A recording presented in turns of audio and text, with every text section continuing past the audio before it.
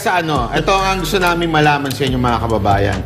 Si Pastor Kibuloy, kung gusto niyo ho ba siyang tumakbo bilang senador? Kasi para sa amin po, nakita ho kasi namin kung gaano niya pinaandar ang KOJC, kung paano niya inorganize. Ito ang perfect example ng napakagaling na mambabatas.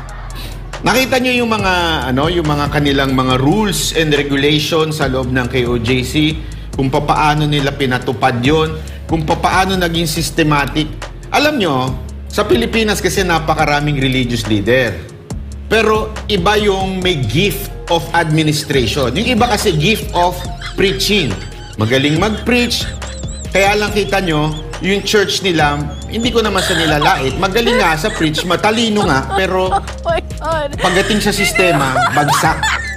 Si Pastor Kibuloy, magaling na mag-preach, yung administration niya na the gift ay nagawa niya sa KOJC. Halimbawa, kaya nga 'di ba, kahit mismo yung presidente natin ngayon nabilib sa kanya nung dumalaw noong pa. Yes. Na at sinabing, bakit may ganito ka?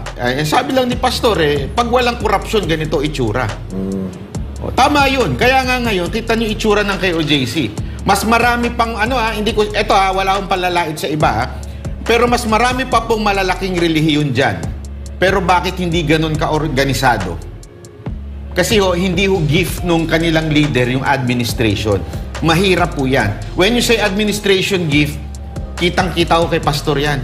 Kung paano sila organisado, kung paano na i-implement yung law. Madali kasing gumawa ng batas Madaling pero kung i-implement mo yung regulation mismo sa ibaba, napakahirap po niya. Nagawa ho ni Pastor yun. Meron pong resibo si Pastor. Para sa akin may resibo po siya.